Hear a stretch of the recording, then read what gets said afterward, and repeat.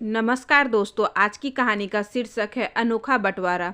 दो भाई एक गांव में रहा करते थे। एक भाई का नाम था राम और दूसरे का नाम था श्याम। राम बड़ा भाई था और श्याम छोटा।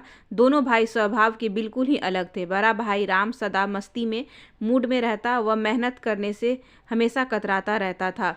लेकिन छोटा भाई श्याम बहुत मेहनती था। छोटा भाई श्याम ही घर का सारा खर्च चलाता था। बड़ा भाई छोटे भाई के मेहनत के पैसे पर ही मौज करता। श्याम बहुत सीधा साधा था। वह राम बहुत चालाक था। श्याम जो पैसे कमा कर लाता, उन पैसों से लाए सामान से ही राम की जिंदगी चलती थी। फिर भी श्याम कभी बुरा न मानता। राम खुद पेट खा भोजन कर लेता और श्याम के लिए बचा खुचा जो बचता वह छोड़ देता। लेकिन एक दिन कुछ ऐसा हुआ कि दिन भर का सारा काम करके थका हारा श्याम जब घर पहुंचा तो राम घर पर ही नहीं मिला। श्याम के पेट में चूहे कूद रहे थे। सारा रसोई घर खाली पड़ा था। खाने को कुछ भी न था।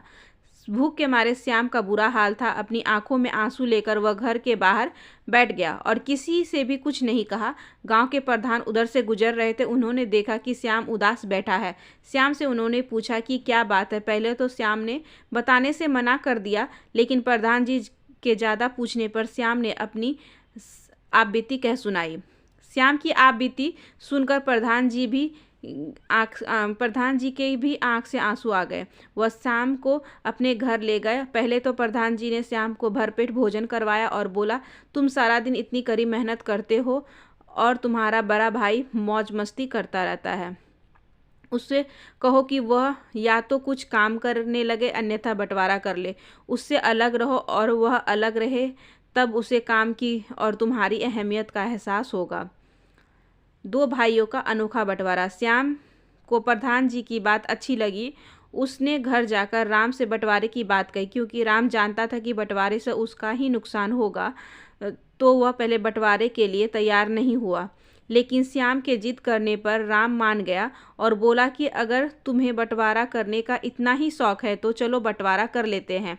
पिताजी हम दोनों के लिए मरते समय केवल 3 चीज़ें ही छोड़ कर गए थे, पहली कंबल, दूसरी भैंस और तीसरी जामुन का एक पेड़।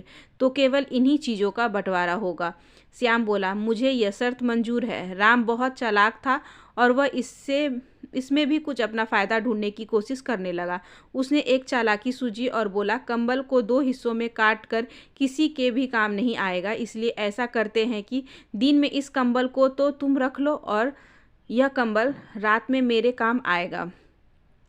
इसी तरह एक भैंस को भी बांटा नहीं जा सकता, तो भैंस को आगे का मुंह का हिस्सा तुम्हारा हुआ और पीछे का मेरा। अब बचा पेड़, तो जामुन के पेड़ के नीचे का भाग तुम्हारा होगा और ऊपर का मेरा।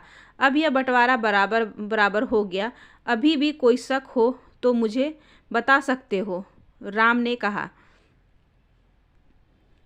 श्याम बहुत सीधा था। उसे राम की चालाकी समझ में नहीं आई और बंटवारा ठीक लगा। वह खुशी खुशी कंबल को लेकर अपने काम पर चला गया।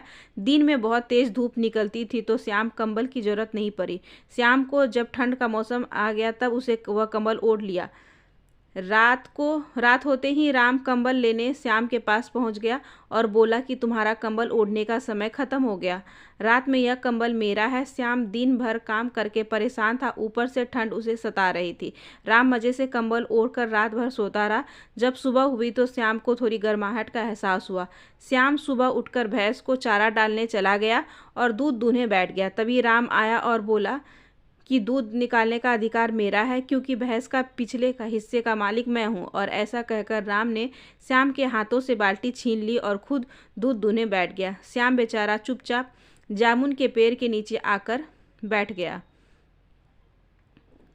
अब उससे बड़े जोरों की भूख लगी थी। जामुन का पेड़ यह सारे जामुने से भरा हुआ था। जामुन तोड़कर खाने लगा। तभी राम आया और उसे रसते हुए बोला कि तुम बड़े बेशरम हो, जामुन खा रहे हो। पहले तो तुमने दूध दूहने लगे और जामुन खाने लगे। क्या तुम्हें पता नहीं कि जामुन के पेड़ का ऊपर का हिस्सा मेरा है और उसके सारे जामुन भी मेरे हुए।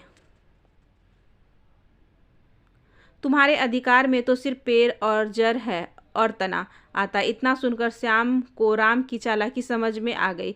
प्रधान के पास पहुंचा और सारी बात बताई। प्रधान जी ने राम को सबक सिखाने के लिए योजना बनाई और श्याम को समझाई श्याम घर पहुंचा तो उसने वैसा ही किया जैसा प्रधान जी ने समझाया था। उसने दिन में कंबल को पानी में भिगो दिया। जब राम कंबल लेने आया तो गीले कंबल को देकर झुंझला गया और बोला कि अब मैं रात को क्या ओढ़ूंगा। श्याम ने भी कर जवाब दिया कि दिन में यह कंबल मेरा है, इसका कुछ भी मैं करूं, चाहे ओढ़ूं या भिगाऊं। अगली सुबह जब राम दूध दूहने बैठा तो श्याम ने एक लाठी की भैंस की गर्दन पर जोर से दे मारी। लाठी पड़ते ही भैंस भड़क गई और राम के मुंह पर दुलत्ती दे मारी। राम जाकर एक और गिरा और दूसरी और दूध की बाल्टी। गुस्से में गुर्राता हुआ राम बोला, श्याम यह क्या मजाक है, पागल हो गए हो क्या। श्याम ने भी एक कड़कदार जवाब दिया और बोला, भैंस के आगे का हिस्सा मेरा है, उसका कुछ भी करूं, उससे तुम्हें क्या मतलब। राम श्याम की ओर से हैरानी से देखता ही रह गया। थोड़ी देर बाद राम ने देखा कि श्याम जामुन के पेड़ को काटने जा रहा है। तब राम बोला, अरे श्याम, तुम्हारा दिमाग तो ठीक है, अगर जामुन के पेड़ को काट दोगे तो जामुन कैसे मिलेंगे। श्याम बोला, मेरा भाग तो केवल जड़ और तना है, मैं अपने हिस्से के साथ कुछ भी करूं, इससे तुम्हें क्या मतलब, मुझे जामुन से कोई लेना देना नहीं है। राम अब समझ चुका था कि श्याम को उसकी चालाकी समझ आ गई है। वह श्याम के आगे हाथ जोड़कर खड़ा हो गया और बोला, भाई मुझे माफ़ कर दो, मैं अब कभी भी तुम्हारे साथ धोखा नहीं करूँगा। अब हम दोनों मिलकर ही रहेंगे, साथ साथ मेहनत करेंगे। इसके बाद दोनों भाई मिलजुल कर रहने लगे। आज के समय में परिवारों में सामूहिक परिवार से एकल परिवार का रूप ले लिया। अधिकतर परिवार एकल हो गए हैं। आधुनिक समय में लोगों की सोच ऐसी हो गई है कि यदि कोई परिवार बंटवारा करना चाहे तो पड़ोसी रिश्तेदार आकर उन्हें यही शिक्षा देने लगते हैं कि बंटवारा कर दो। बंटवारा चाहे अनचाहे में हो ही जाती है। कभी कभी मेरे मन में यह ख्याल आता है कि बड़े होने पर कैसे एक सामूहिक परिवार की खुशी एक बंटवारे के सामने छोटी पड़ जाती है। क्यों बच्चे सिर्फ अपने बारे में सोचने लगते हैं, या क्या यह समय की मांग है, या हमारे परवरिश में कुछ बदलाव आना चाहिए। क्या हम अपने बच्चे को बचपन से ही ऐसी शिक्षा नहीं दे सकते कि वह एक दूसरे से कभी अलग ना हो और पारिवारिक प्रेम सदा बना रहे। यदि आपके मन में भी कोई सुझाव हो तो हमारे साथ ज़रूर शेयर करें। आपको ये अनोखा बंटवारा कहानी कैसी लगी, अपने विचार कमेंट बॉक्स में ज़रूर बताइएगा। आशा करती हूँ कि अच्छी लगी होगी। धन्यवाद।